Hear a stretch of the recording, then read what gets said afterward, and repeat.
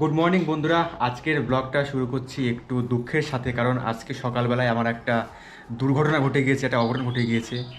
অঘটনটাকে আমি দেখাচ্ছি, দেখুন। আসলে এই হচ্ছে আমার স্টুডিও, ঠিক আছে। স্টুডিওতে এখানে আপনার দেখলেন যে কালকে আমি একটা গণেশ ঠাকুর এখানে বানিয়েছিলাম, ঠিক আছে। তো সেই গণেশ ঠাকুরটা বানিয়ে রেখে আজকে সকালবেলা যখন প্রীতি ঘর ঝাড় দিতে আসে, এসে দেখুন কী অবস্থা করে দিয়েছে। এই দেখুন, দেখতে পাচ্ছেন, পুরো ভেঙে এখান থেকে পড়ে গেছে। এবার বলো কি করে ভাঙলো। এই যে এমন করে ঘর ঝাড় দিচ্ছিলাম। দেখাও, একটু ডেমো দাও, ডেমো দাও। ঘর ঝাড় দিচ্ছিলাম। হ্যাঁ, আর এটা আমি বাস পরে দেখি পড়েছে তো। তা তুমি যে ক্ষতিটা আমার করলা, তাহলে এবার আমি এই ভিডিওটা কী করে বানাবো। আমি তো দুদিন ধরে এই গণেশ ঠাকুরটা বানিয়েছি। এবার এটা আমি কী দেখো, ভেঙেছে তো ভেঙেছে, পুরো মাথার এখান থেকে ভেঙে গেছে একদম পুরো। উপরে দুটো হাত ছিল, মোট 4টে হাত ছিল, 4টে হাতের থেকে মানে এইভাবে পুরো ভেঙে গেছে। দেখুন, আমি ভাবলাম এই গণেশ ঠাকুরটা আমি ভালো করে বানাবো, বানিয়ে রেখে দেবো।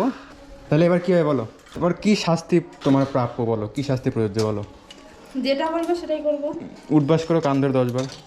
কেন উঠবসটা করবো না? তাহলে নীল ডাউন হয়ে দাঁড়াবো ওই বাইরে। হ্যাঁ, নির্জানো দাঁত বাটি। নীল ডাউন দাঁড়াতে পারো? স্কুলে কতবার নীল ডাউন হয়েছে? তুমি কতবার হয়েছো? আমি তো পারি না, আমার অভ্যাস নেই। কারণ আমি স্কুলে কোনো তো নীল ডাউন বা কান ধরে অভ্যাস হয়নি। কারণ আমিও হয়নি। আমি বরাবর ভালো স্টুডেন্ট ছিলাম। হ্যাঁ, তা তুমি বলতে নীল হতে পারতে না, তুমি নিশ্চয়ই অভ্যাস তোমার স্কুলে। মানে হতে পারি মানে হচ্ছে স্কুলে নীলটাউন হতাম, তাই? এবার হতে পারি মানে কি, লোকে নীল ডাউন হওয়া শিখে করতে স্কুল থেকে শেখে। যখন পড়াশোনা পায় না তখন ম্যাডামরা বলে যা দরজার বাড়িকে নীল ডাউন দাঁড়িয়ে থাক। তুমি কি সেখান থেকে শিখেছো? কিন্তু তুমি যে সকালবেলা আজকে আমার যে ক্ষতিটা করলে, এত সুন্দর ঠাকুরটা ভাবলাম আমি রেখে দেবো। পুরো রং টং করা পুরো কমপ্লিট, দেখুন পুরো বার্নিশ করা হয়ে গেছিলো, মানে চকচক করছিল। এটা বানিয়ে দেবো আমাকে, এরকম একটা গণেশ ঠাকুর। শক্তিমান গণেশ। এটা বানিয়ে দেওয়া, তুই কেমন পারো? ভাঙতে সবাই পারে, 1 সেকেন্ডও লাগে না ভাঙতে, কিন্তু বানাতে আমার কদিন লাগলে বলতো? 2 দিন বানাতে লেগেছে, আবার 1 দিন লেগেছে রং করতে। মানে 3 দিনের আমার খাটনি, 3 দিনের খাটনি। তুমি কী করলে 1 সেকেন্ডের মধ্যে ভেঙে দিলে। এটা কি ঠিক হলো? গড়তে দেরি লাগে। গড়তে দেরি লাগে, তাহলে আবার ভাবো। দেখো তো গণেশ ঠাকুরের মুন্ডুটা, হ্যাঁ দেখো, এই হচ্ছে গণেশ ঠাকুরের মুখ ছিল। এটা এইভাবে এবার ঠিক হবে না এখন আর, এবারে ভেঙে ফেলতে হবে। এটা কি করে, এটা ফেলে দিতে হবে? কোনটা? তাকে রেখে দিয়ে বা কী হবে, আর এটা কি ঠিক করা যাবে? গলে গলে গেলে কাজটা করে। গলে গেলেও হবে না। এতে যদি যদি রং না করা থাকতো তাহলে পরে এই মাটিটা জলে ভিজিয়ে রাখতাম, হয়ে যেত। এত রং হয়ে রয়েছে। এবারে এই মাটিটা আমি ওই করতে হবে, ভিজালে পরে রঙের চলটাগুলো মাটির সঙ্গে মিশে মাটিটা নোংরা হয়ে যাবে। এটা ফেলে দিতে হবে না, এটা বাবাকে দিয়ে দেবে। বাবা হচ্ছে এটা গলিয়ে নিয়ে মাটিটা ছেঁকে নেবে। এটা আপাতত বাইরে রেখে আসে যাও, যেখানে আমি মাটি ফাটি রাখি। ও তো ছেঁকে নিবে, তার বালতির মধ্যে রেখে দিলাম। এই বালতির মধ্যে? না, ওই বালতিতে পরিষ্কার মাটি, পিওর মাটি, ওই মাটি ছেঁকা লাগবে না। দাও, রেখে দিয়ে আসো বাইরে, যাও এখানে রেখে দিয়ে আসো। এই হনুমান ঠাকুরটা রং করবো না, এটাও ভেঙেই ফেলতে হবে, কারণ এটা রং করবো না। কোথায় রাখবা বাবা? আজকে বিশাল রোদ্দুর, আজকে গরম হচ্ছে, ভালোই পড়বে। হ্যাঁ, এখানে রেখে দাও। হ্যাঁ, এইখানটায় আমি আমার সমস্ত নোংরা মাটি ফাটি সব এখানে রাখি, নোংরা মাটিগুলো এখানে রাখি। এত গরম তো পছন্দের ফুল ফুটেছে। লজ্জাবতী গাছটা বেশ ভালোই ঝাঁকড়া হয়ে উঠছে দিন দিন। একটু হাত দিই, বাহ। যদিও রোদ্রে এমনিতেই এরা একটু হয়ে যাচ্ছে। Wow, nice. ও সেরা, বাহ। যা ওখানে করে ফুটিয়ে ফেলেছো, আর কি করে, ভালো করে ঝাটফাট দিয়ে দাও। এখন সকাল এটাই হচ্ছে আমার শাস্তি, বুঝলা? 11টা বাজে। কি শাস্তি? এই ঝাড় দেওয়াটাই আমার শাস্তি। ঝাড় দেওয়া তোমার শাস্তি? এটা তোমার কর্তব্য, প্রত্যেকদিন ঝাড় তোমার দাও। এইখানে তোমার বর কাজ করে, মানে তুমি এই কাজের মাধ্যমে তোমাদের পেট চলে, তার মানে এটা তোমার প্রতিদিন ঝাড়ফাট দেওয়া উচিত। এটা শাস্তি কোথায়? শাস্তি আলাদা করে হবে, শাস্তি আলাদা করে একটা হবে, সেটা আমি এখনই বলবো না। আগে ডিসাইড করে কী শাস্তি দেবো তারপরে। এই দেখুন বন্ধুরা, আগের দিন আমি যে শিব ঠাকুরটা বানালাম না, সেইটা দেখুন এইখানে আমি লাগিয়ে রেখেছি।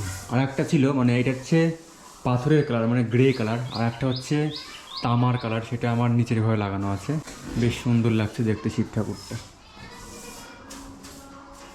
চলো এবার আজকে সারাদিনের জন্য সব রেডি করি কাজকাম। মানে একটা পেন্টিং করবে এখানে, এই যে আমার ইজেল, যার উপরে পেন্টিংটা আমি রেখে পেন্টিংটা করি, এটা থাকবে এইখানটাই।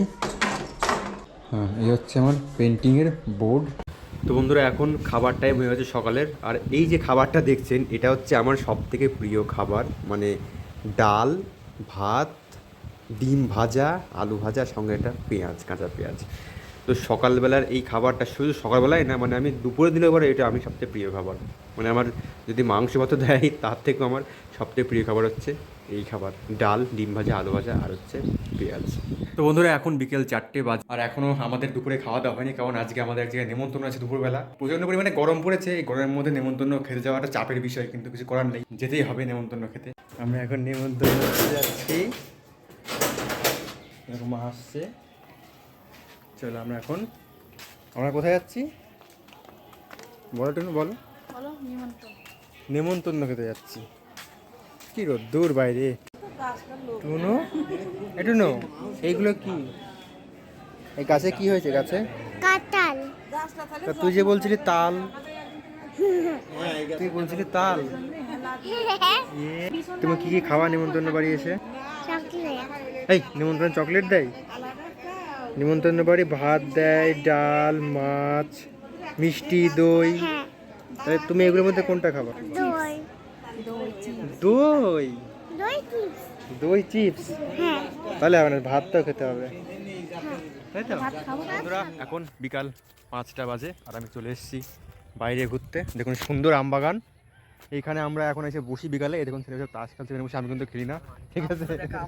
হ্যাঁ, এই যে দেখুন কত সুন্দর সুন্দর আম হয়েছে গাছে আমাদের গ্রামে। যদিও এই বছর আম অনেক কম হয়েছে, কিন্তু তবুও যা আম হয়েছে মানে যথেষ্ট। দেখুন এত সুন্দর সবুজ একটা জায়গা, আমি বিকালে এখন এখানে এসে মাঝে মাঝে বসি। মানে যেদিন বাইক নিয়ে কোথাও না যায় ঘুরতে, তাহলে পরে আমি এখানে এসে বসি। দেখুন সুন্দর আম গাছ, আম গাছে দেখুন কত সুন্দর সুন্দর আম হয়েছে। বাও, দেখুন কত আম নিচে, দেখো এই দেখো। এগুলো কি আম বলে? এগুলোকে ল্যাংড়া আম নাকি? আর এই দেখো এগুলো হচ্ছে হিমসাগর আম। এই যে এগুলো হচ্ছে হিমসাগর আম। আমাদের বাড়ি গাছে এই আমগুলো আগে হতো, এই বছরে আমাদের বাড়িতে এই আমগুলো হয়নি। এই দেখো গাছে প্রচুর আম হয়েছে, সব ভেতরে আছে, বোঝা যাচ্ছে না বাইরের থেকে দেখে। আর এদিকে তো সমস্ত গাছে আম হয়েছে, আর ওইদিকে প্রচুর আম বাগান, সব আম বাগানে আম ভর্তি। আগের বছর এত আম হয়েছিল যে মানে আম মানে খেয়ে শুনে পাচ্ছিলাম না, এত আম হয়েছিল। কিন্তু এবার অতটা আম হয়নি। দেখুন আম এত হয়েছে যে এই দেখুন মাটির একদম নিচে এইখানে পর্যন্ত আম হয়েছে, এই দেখুন, ঠিক আছে? এই আমটা মাটিতে রয়েছে। এগুলো আর কি ওই কাঠবিড়ালি, বেজি, তারপরে সাপ টাপ, এইগুলো আর কি আমটা খাবে যখন পেকে যাবে। তো এই গাছটায় এই আমটা আবার কী আম যায় না, তবে আমের সাইজটা অনেক ছোট ছোট। এগুলোকে নাকি অনেকে বলে মধু কুলকুলি আম। এই যে বাহ, অসাধারণ অসাধারণ। আসলে ব্যাপারটা কি, আমরা বিকেলে এখানে এসে বসি তো, আর যখন একটু ঝড় হয় বা হাওয়া হয় আম পাকার টাইমে, তখন এখানে বসে থাকি। আর ধূপ করে যদি আম পড়ে আওয়াজ পাই, তখন গিয়ে আমটা কুড়ি নিয়ে এসে আমরা বসে বসে এখানে খাই। তবে দেখুন পেছনে সুন্দর সানসেট হচ্ছে।